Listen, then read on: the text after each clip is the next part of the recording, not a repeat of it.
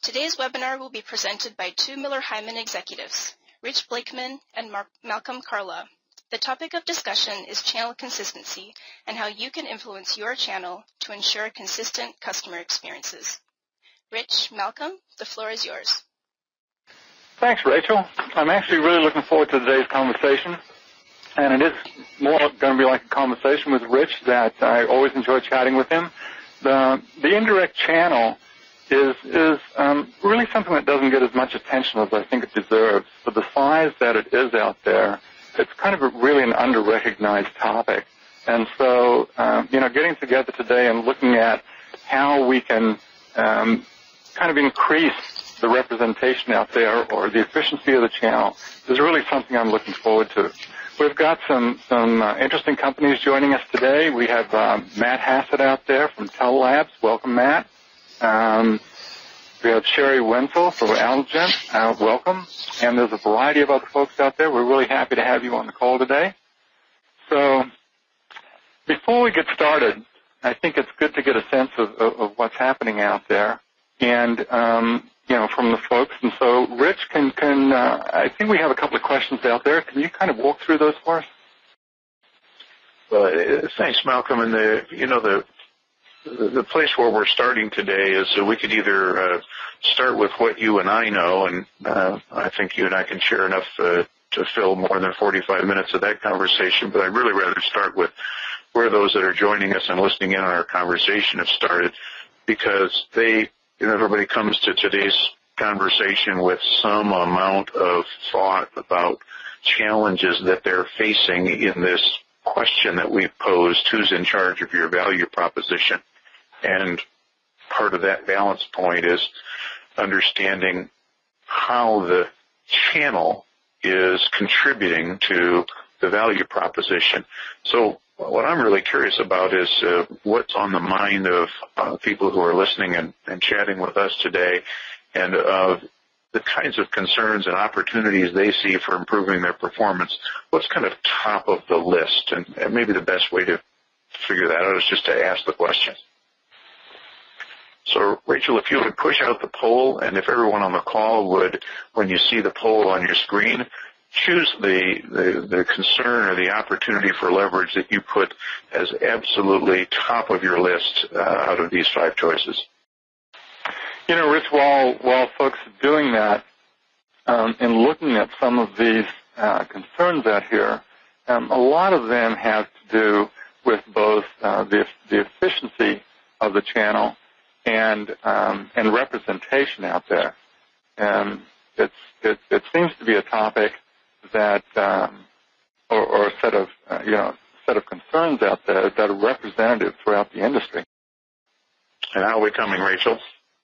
It looks like half the people have voted so far, so we'll give it another minute or so to give people time.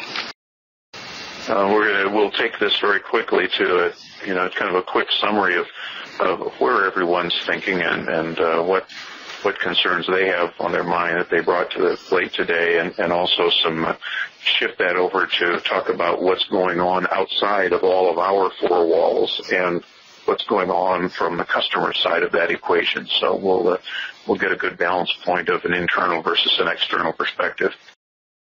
Okay, looks like everyone has voted. I'll close the poll.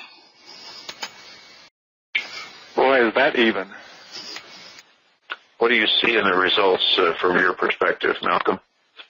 Well, what we're seeing is that pretty much even across the top here in terms of, the first channel concern out there was building the talent of our channel professionals, and which we had at the top there, and roughly 20% of the people felt that was the concern. How our brand is represented, that was of equal concern, and then improving the processes, tools, and programs, balancing channel contribution and performance, all those were pretty much equal, and then recruiting the right channel partners was a little bit lower. So it seems like that there's we're touching on fairly evenly, a broad set of concerns out there. So the hope here is that we can address each of these kinds of questions for you today as you're trying to work through what it takes to get to the end of your year this year and plan for 2013. So given that as the framework, Malcolm, let's jump right in. And as I look at it, and as you're well aware, Malcolm, we've been doing research at Miller Heiman for the last 9 years on what's going on in the best practices of the top performing companies in the world. And an interesting perspective to me is that over the last 5 years, we've got a steady decline in the amount of businesses that are out there that say we only sell direct. And while 5 years ago, half of the companies on the planet would say they only sell direct, and now we're approaching half of that number, down near 25%. And our perception is that that's not because of just the company's strategies, but it's also because of how the customers are choosing to come to companies and how they want to buy. It's quite a remarkable change.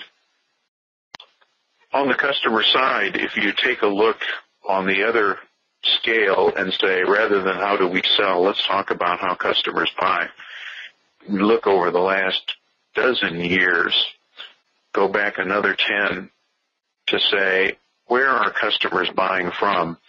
And we're approaching 70% of the market says that they would prefer to buy from partners rather than buying directly from the manufacturer or the vendor or the supplier. And while that's a big change, if you look at the data that comes from some outside sources, Accenture and IDC, all of this would say that the customer is voting with their feet and they're voting with their dollars in an increasingly complex world and saying, I can't go just buy the solution that I need from one place from a person who makes a piece part to what I need to accomplish. And, this is the message that we get frequently from our clients when they talk to us about this translates into what's the percentage of your sales are coming that are being driven from partners, and globally the top 2,000 technology companies around the world say that in excess of 65% of their revenue is either coming through or significantly influenced by partners. That's a big change over time, Malcolm, and as you say, one that kind of it gets attention by force rather than by choice sometimes. Well, it's an attractive. It makes it an attractive option, for the consumer. And I know that, as companies look out to the indirect channel, there's a lot of reasons that they go indirect, and I think one of them is the convenience of the customer and the efficiency of that, because there's some niche markets that the indirect channel can support that are a little bit more difficult for the direct channel to support. And as long as we're aligned up between our model and the customer's model, there's that old adage about if you don't align the way you sell with the way they buy, then they're going to go buy another way. So this is not a train that anybody can lay down in front of. Yeah, no, exactly. But I think that the point that you're making here is that the steep conversion, if you will, from a direct to an indirect channel it speaks volumes in terms of the feedback that the benefit of that to the customer and the benefit of that to the vendor as well. I'm kind of curious, Malcolm, as to how large the scale is, and you and I have the benefit of seeing the names of the various companies that have joined us today. Kind of curious as to see what the size and scale of the partner base for the people that have joined our conversation is. So if we take a second, Rachel, and kick out a poll that will allow the participants to just suggest how many partners do they have that their company is managing and is driving revenue through, that'll give us a little bit of size and scope in terms of the number of partners involved in this discussion. Since it's simple math, maybe this one will get high participation and quick turnaround. Well, my guess is actually it's going to be at the high end of this, Rich, based on some of the folks that are out there. That it'll be interesting to see. And let's go. We'll see how we do. Okay.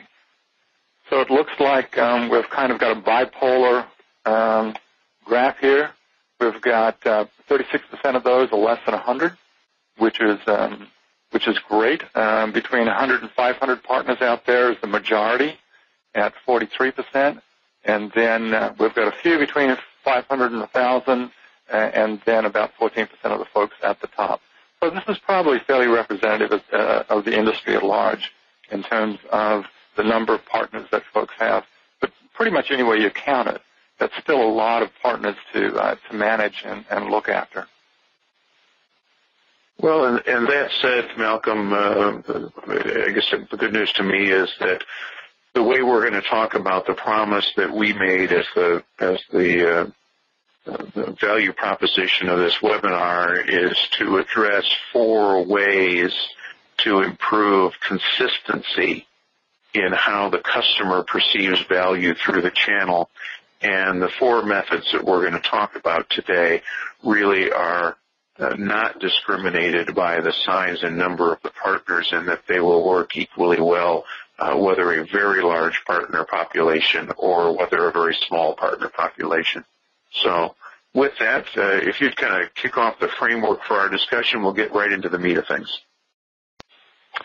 Okay, so I think that, as we promised earlier, we're going to look at 4 different influences that look at both the customer's perceived value that they're getting, and then how do those, in fact, impact consistency?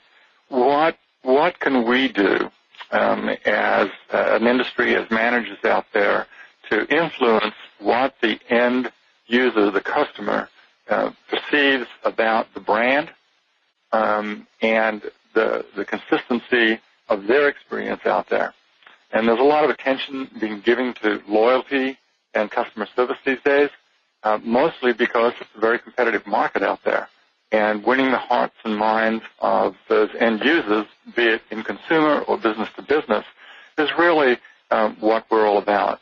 Companies make a promise to the market that they're going to deliver a value of some sort, either hardware or software or service out there, that is either going to improve somebody's business or their life in some manner.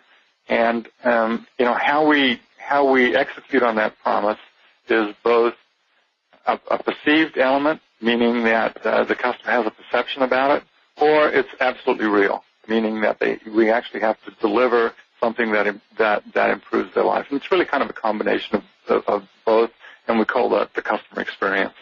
So we've identified 4 different elements that we feel are quite practical in terms of taking this out to the indirect channel, and we're going to walk through those with you today. And Rich, if you can actually pick up the first one there, which is the enable and influence, and take us through some of your experience and some of the tools out there to work through that, either enabling or influencing. I appreciate the overview, Malcolm. The common language in the world of the channel is this world of enablement. And we're all familiar with some pretty traditional ways to approach that says if our goal in order to achieve business results is to affect the investment that our partners make and the behavior that they exhibit, then we go about some ways that are pretty well proven over the years to go do that. Oftentimes it starts with setting targets, whether we're setting the targets internally for our partners or our partners are setting them with us or the partners are setting them themselves, but there's some target setting that tells us whether we're going to get to results. We put some incentives in place, which we hope will affect the behavior. We put some programs in place and some resources to help our partners. And then we put together a raft of plans and processes, and we say, that should take us to the goal line. The challenge in our experience is that those are primarily enablement-oriented activities. And the question at hand is once we're concerned about building the talents of our own channel professionals, is what do our channel professionals do to not just enable partners? We make sure they understand the program. We make sure we've got the right resources. We make sure they're, tracking to their targets. But what do we do to actually influence the behavior and influence the investment? And usually that takes some pretty traditional forms. The first thing the partner cares about, if you've got a bunch of incentives and programs and resources I can take advantage of, is this consistent? Is it fair? Do your incentives and your programs and your resources, do they show preference for one over another? And are you consistent in how you apply them and how disciplined you are about how you put your policies, procedures, and rules of engagements in place? Likewise, when looking at the various plans and processes we use to, quote-unquote, run our partner business, we need to know, have we really reviewed that with the partner? Are they aligned so that our plans, our targets, our processes are in line with the way the partner runs their business and how they make money? Because we all know that partners do things for their reasons, not for our reasons. And if we can't align and review what the plans are, what processes we're going to have in place with our partner, the odds of us affecting how they invest and how they behave goes down substantially. But the real key to influence is tying all these things together with the attitudes that create relationships built on trust.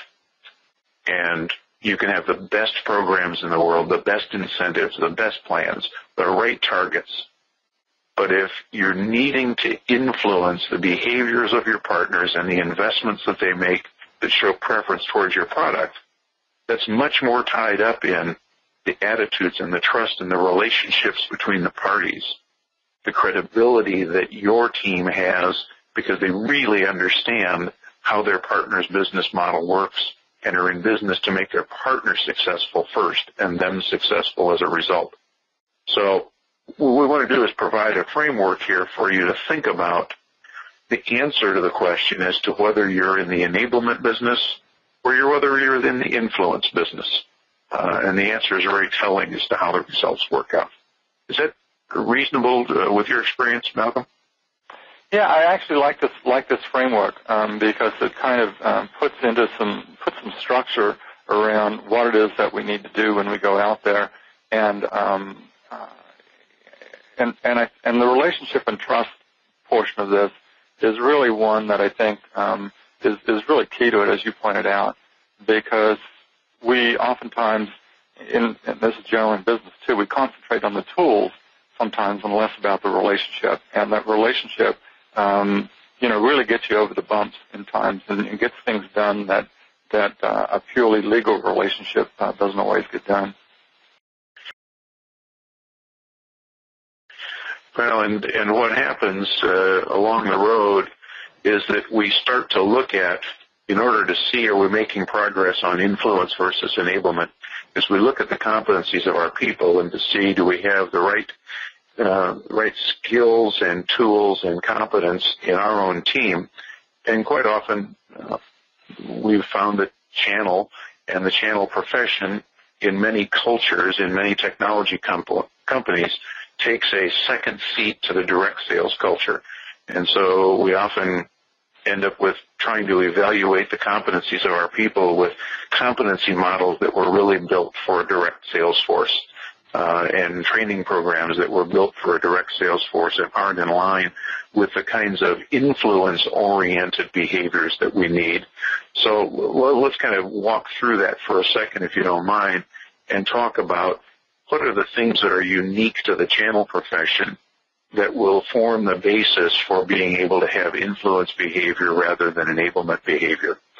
The first one is, do we basically at our core, does our team understand how the channel works, how the ecosystem and infrastructure of a channel organization works, and how that works in comparison to whatever their background is, direct sales or inside sales or customer service or technical sales?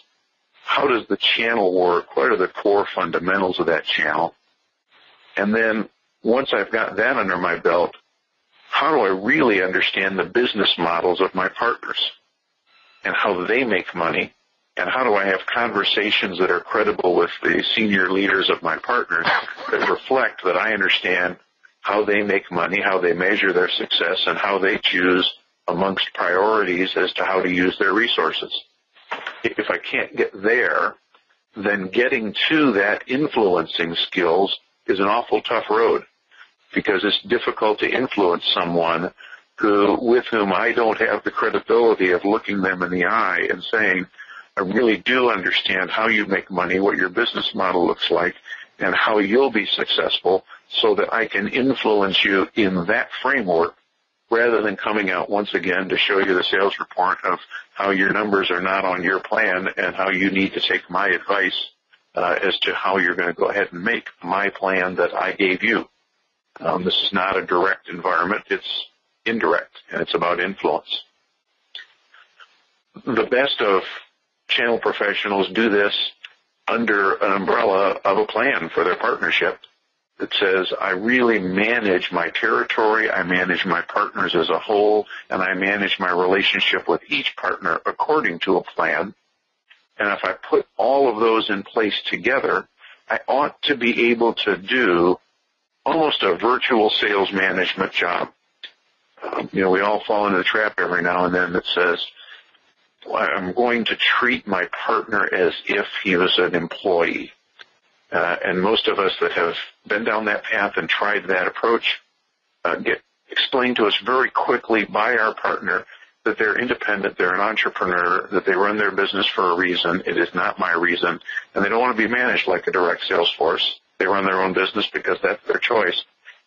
And I need to develop the acumen of figuring out how to be a virtual sales manager, how to coach and develop the right people in the right way. And this set of competencies as a whole, if I look at my people through that lens of how do I know, am I really enabling or am I influencing my partners, I've not got a way to think about that and identify where the gaps are there in my team to close and to get more on the influence side of the scale. So this is fairly interesting, and so it kind of leads us, I guess, to a couple of questions out there to consider and ponder.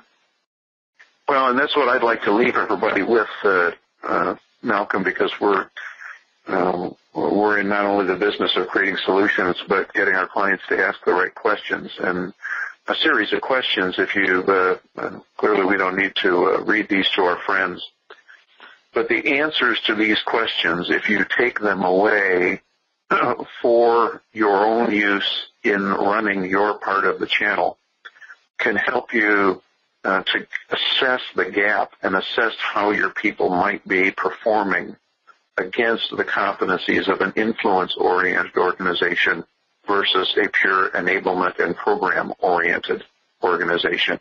We're not doing a poll on these questions, Malcolm, but my guess is that the answers would be all over the board based on the audience that we have today.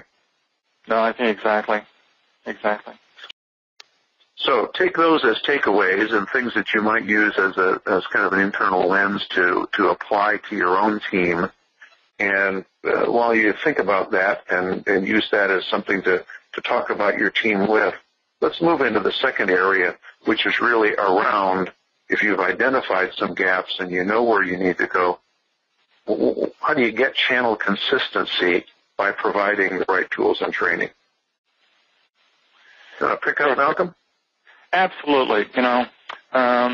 Thanks. There's a lot of processes and tools and things that we can put in place to help the managers and look after the channel. And I think some of the things that you just went through are just tremendous in terms of providing that structure. And it's enormously important, but it's not all there is. I think I would, in looking at this second point, I want to flip it over and look at it from the customer side and their interaction with the partner. That line there of communication between the partner's representative and the client is really where a lot of the perception lies and where the customer experience is. So that that communication around there, to a large degree, these are the people that represent and deliver the value proposition that you as vendors have crafted carefully. And if the message doesn't get through to these frontline agents, if they don't have the personal skills to communicate that, if they can't deliver or serve the customer in a manner that really represents the quality, a quality experience, then that whole customer service experience is compromised to some degree. And real or not, the customer walks away with a perception of the brand that's perhaps something less than what you were looking for. So our second key has to be to provide the frontline agents the skills that they need to deliver value and enhance perception. So, getting consistency requires both enabling the business relationship and enabling the frontline competencies. So let's take a look at some of the industry data and see what kind of scale of issue that we have here. So what you have in front of you there is just a brief graph. The American Customer Satisfaction Index is generated by the University of Michigan. They cover a variety of industries, and they put out a report every quarter. So what I've pulled here is really the tech industry, because that's a lot of folks with us today are in tech. I've selected a few companies out of that to put up there. But this isn't about the companies and how they're performing. The real point that I want to make is what's the difference between the best and the worst in terms of CSAT. And that's really interesting. It turns out that regardless of industry, there's only about a 10 or 12% difference in customer perception between the best and the worst when it comes to customer service ratings. Some industries are rated higher than others. The airline industry generally has a poor customer service rating. Entertainment generally has a better customer service rating. But within the industry, there's a fairly narrow spread, generally about 10 or 12 points. So, and it's really interesting. This happens to be consumer, but I've seen the same kind of data in business to business. I'm not exactly sure why this phenomenon exists, but it's fairly consistent across industries. So what are the implications of this? Well, first, it's a great opportunity that should give anyone in charge of increasing customer satisfaction and loyalty hope. It means that all you have to do is increase your CSAT scores by 5 or 6 percentage points to move from the bottom of the pack to the middle of the pack, or from the middle of the pack to the top of the industry. So it's really interesting. So let me tell you a story about one company that's actually listed in this particular graph. A number of years ago, we worked with this company to improve their customer satisfaction. And in fact, we ended up training about 10,000 folks out there in 23 different countries. And the upshot of that was that we were able to move their CSAT up about 4.3%. Doesn't seem like a lot. It actually meant millions of dollars to them. We changed their resolution rates, reduced those by about 8%, and their time to resolution by about 6%. So they got some, high single digits improvements here. What it did for them is it moved them from 13th place to 3rd place in their industry rankings, which meant a tremendous amount for their business. In this particular case, probably hundreds of millions of dollars. Now, since then, they've moved back a little bit, but, for several years they're able to maintain that high level in terms of focus. So let's drill down a little bit further and take a closer look at what it takes to impact that perception. So what drives customer service? And I'm looking at the customer service side rather than the sales side today because it actually, certainly in the tech industry, after the sale, their tech side tends to be the trusted advisor here. They're the folks that really own that relationship post-sale. And certainly in the Internet age, it's gotten a lot more play here. So what do we need to focus on out there to help with that customer satisfaction in the customer service area? And we can extrapolate this, by the way, to the sales side if we need to as well. The 3 drivers of customer satisfaction are time to resolution, service skills, and employee satisfaction. Now, the last one's a little bit of an oddity for people in terms of employee satisfaction, but if customers, or rather employees, are happy, if a frontline person is happier, they relay that to their customer, and it translates, not in any verbal way, but generally in a nonverbal way. It comes across and is really important. As you can see from the graph there, the time to resolution and the service skills pretty much have a direct a direct relationship there. So let me give you an example. So last week I was actually working with a client and reviewing some of their stats and their metrics around some training that they were doing on about 2,300 frontline technical engineers. And so we were actually going through some service skills with them. And this was worldwide. And we were looking at a variety of different metrics, time to resolution, communication skills, technical skills, which was interesting, and customer satisfaction. The reason I say technical skills was interesting is that we were actually, Rich, if you can back that up one, that would be great.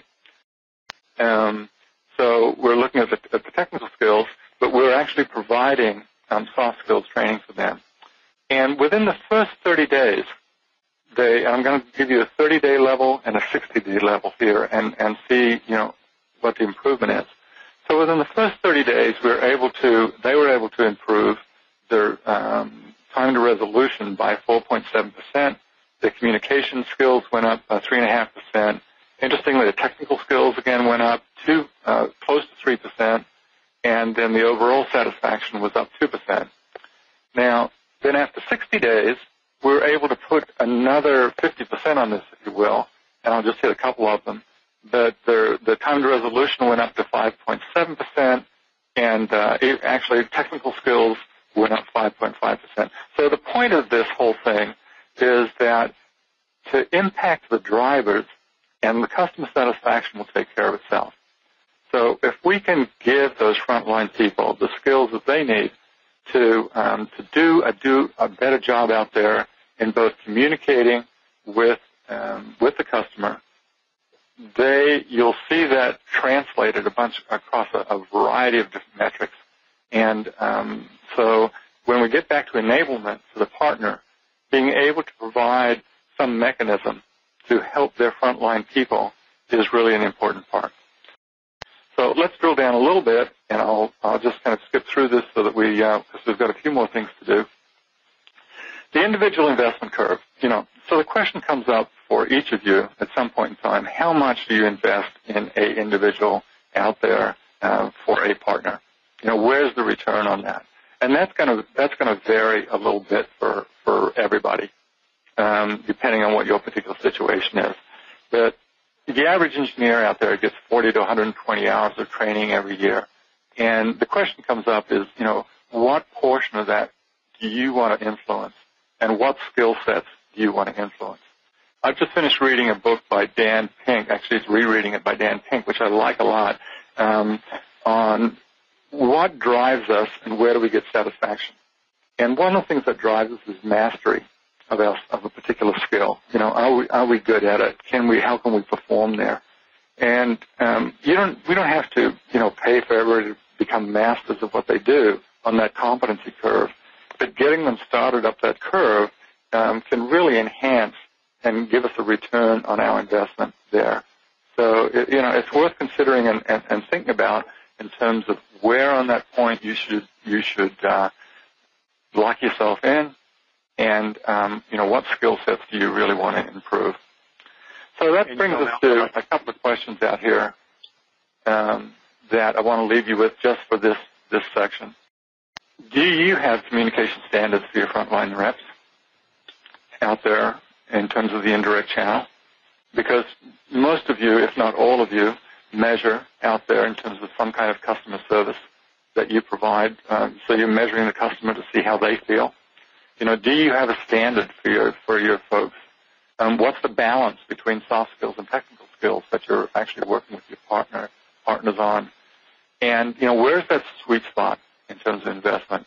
So give these questions some thought and consideration as you go about your day, and think about what you're responsible for out there and what you can do. Because what we're trying to do here today is try to jog some thought and get that going.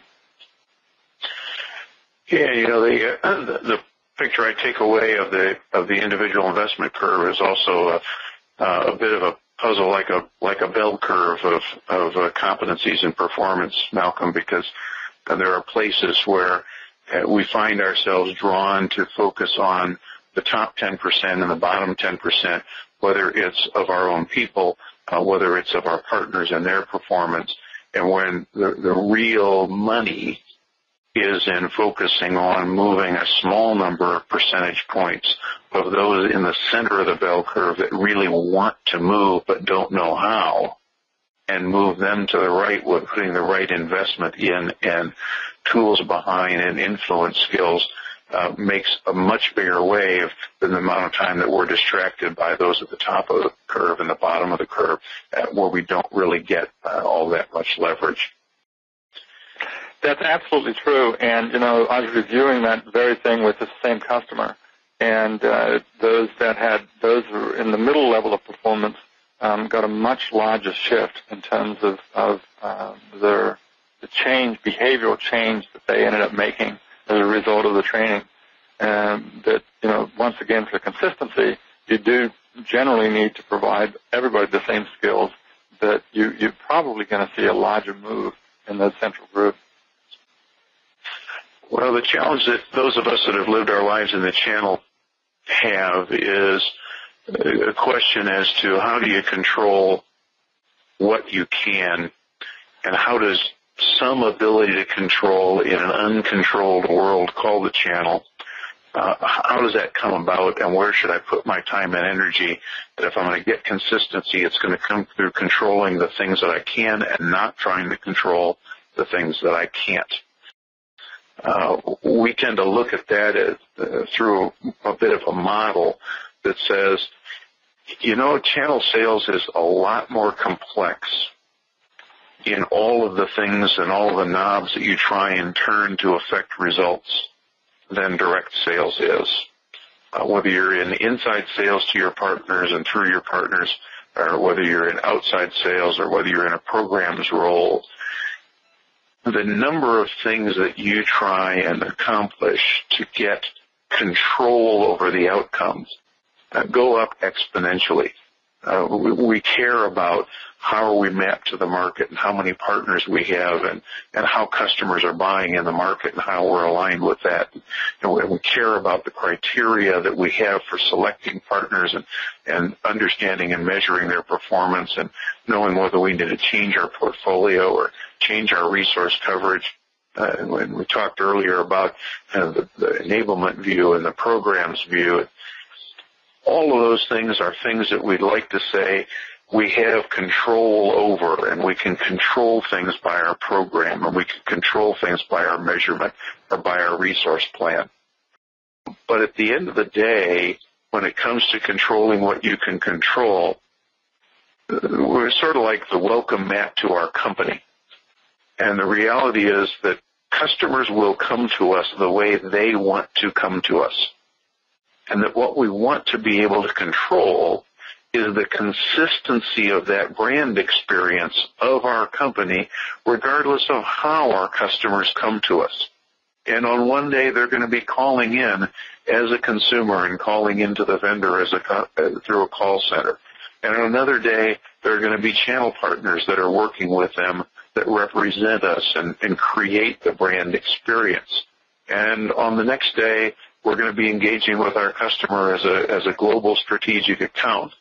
And we'd like to say that we choose and we design the channels through which our revenue comes and the sales model that we build and all of the different routes to market. And the reality is, so long as the customer gets to vote, and it's the customer who determines what our value proposition is, and it's the customer who defines the brand, not us, then what we've got to get is control over that consistent message, the consistent process, tools, language, approach, and management structure that puts some semblance of consistency and predictability around what our company looks like in the marketplace and how that's experienced by our customers, no matter how they choose to come to us. So as you think about in a self-evaluation, controlling what you can control, think about the brand experience. And Malcolm, I'd like you to dig a little bit deeper into that with us. Think about the brand experience based on the multiple customer touch points and how that represents your company in a way that if you don't wrap your arms around it, your customer's going to define for you. No, that's absolutely true, which I think brings us to really the fourth point that we'd like to make here today, which is that creating that common experience and the importance of that. You know, what you can control are the touch points that Rich just spoke of. There's a new CEO out there, and you may have one of these in your company, called the Chief Experience Officer. And they have broad authority generally to go into the different silos and impact what the customer, impact those things that are influencing the customer out there. And this is actually a welcome thing from a customer standpoint, because historically there's been different silos, and those different silos have had their own different programs out there, and there's been somewhat of an inconsistent experience at the different touch points. And, you know, customers, unless they remember exceptional good service and they remember marginal bad service, and they tend to judge you on the latter. And whether that's at the point of sale, the product usage, which we're not talking about today, but service and support, whether it's from accounting or retention and renewal, you know, those are the different touch points that we can impact out there. And it becomes advantageous to us collectively to do that. If you're coming from the sales world, you should absolutely support their service and support side of it, because they are really setting up your next sale. So one of the benefits that channel managers have is they can influence a lot of these different touch points, and it's actually a great position to be in. So if you've got the power to create a consistent interaction out there, do so. It's sometimes difficult, but there are great rewards. So at the end of the day here, you know, the experience is the brand. And it's become increasingly more difficult to get up into that top right-hand corner, which is where we're talking about loyalty. And because, you know, we've got three zones represented here in this little graph.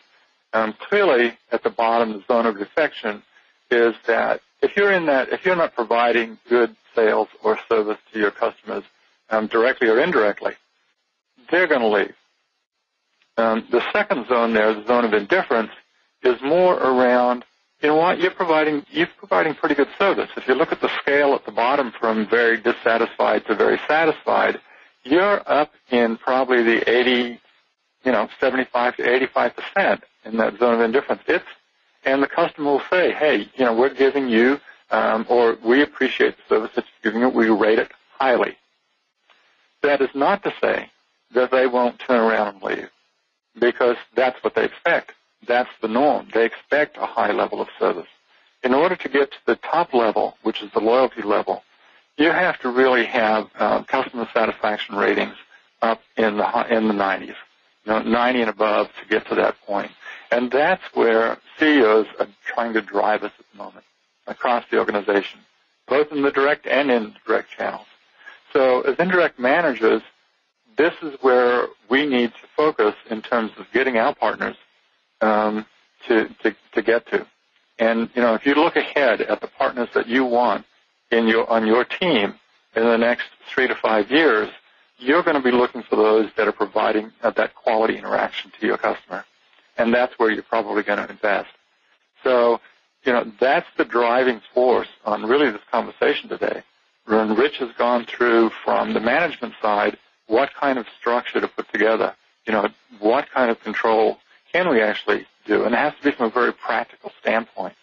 You know, I was talking a little bit more about the front line and what kind of skills do the partners need to interact with customers.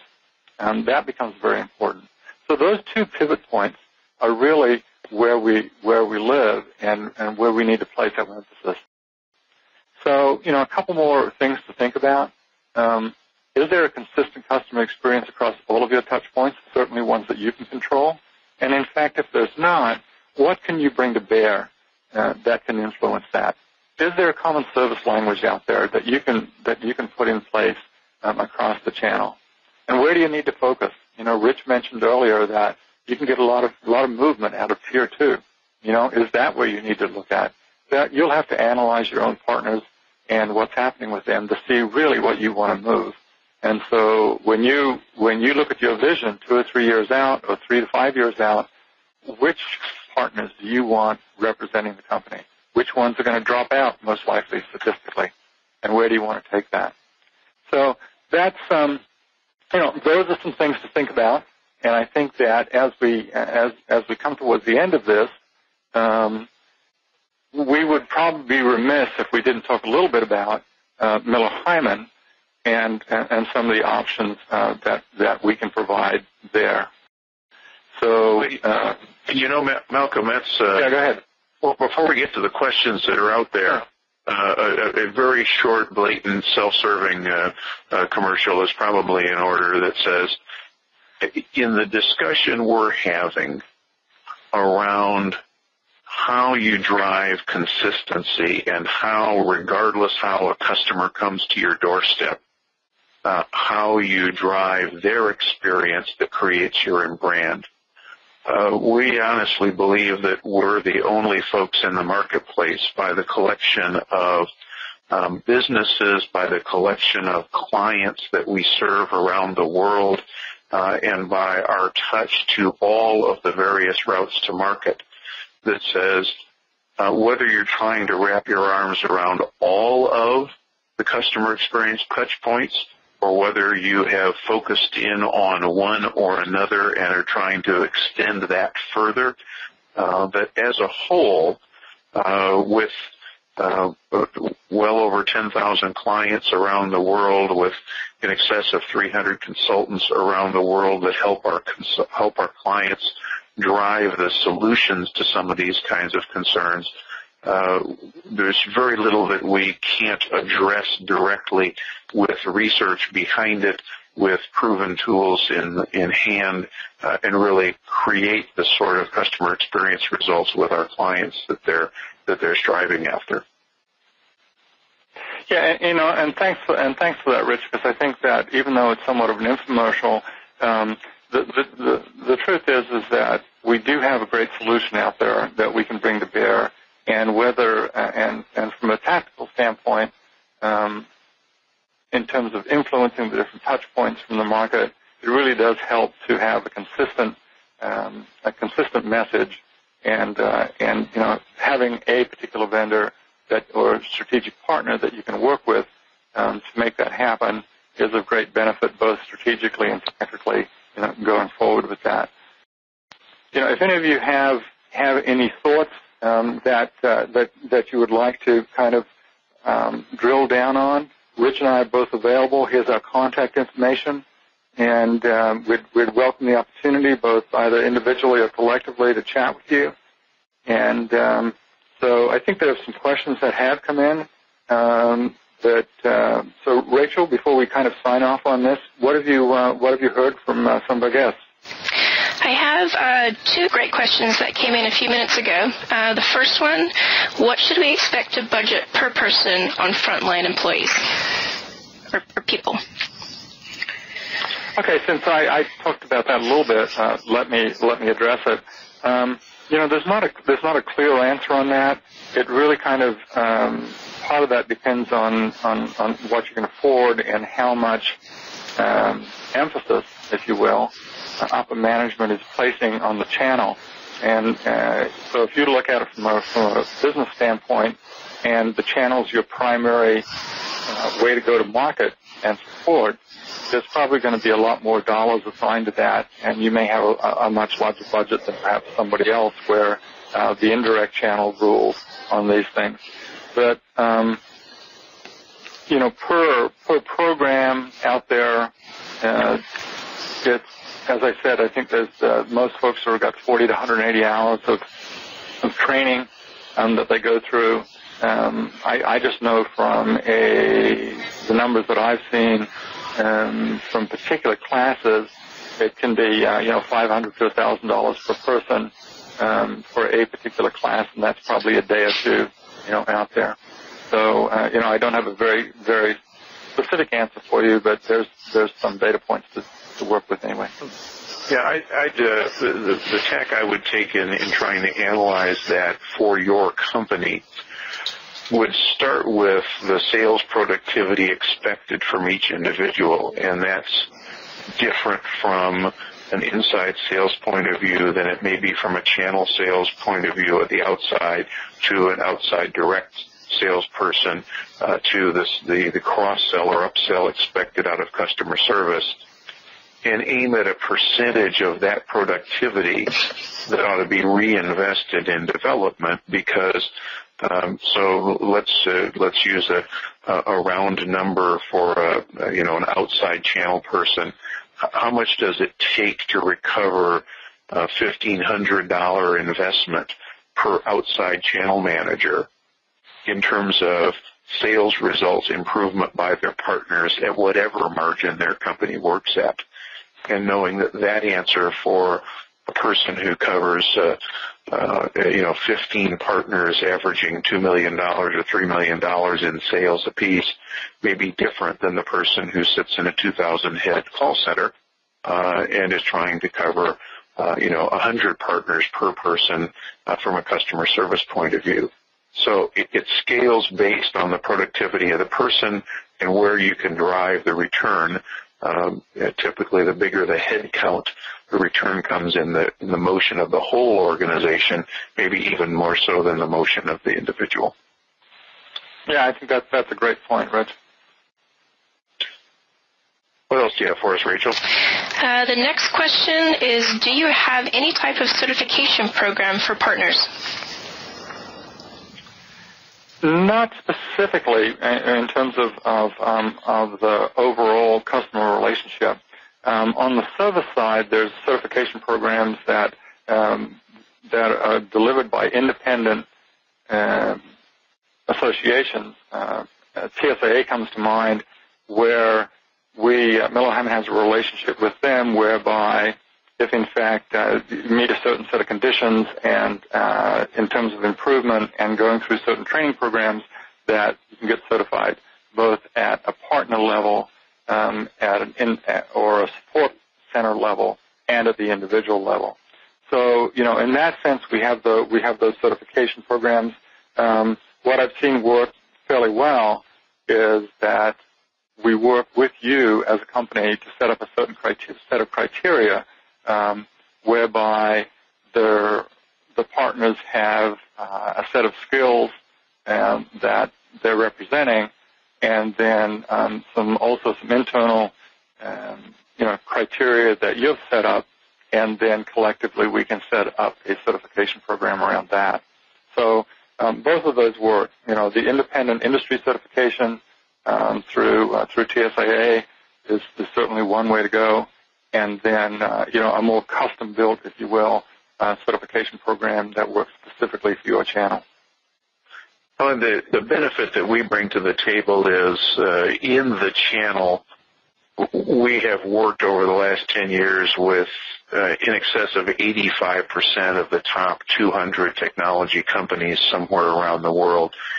And so regardless of the market that you're in and the products that you drive, and regardless of the various channel profiles that you may have between managed service providers and VARs and global systems integrators and the like, what we can bring to bear is the best practice learnings on things like certification for partners as to what are the best companies doing best, and how do we take and translate that against what may be your current certification model, and establish what are the one or two things you might do to improve it based on what some of the top companies in your segment or in other segments may currently be doing.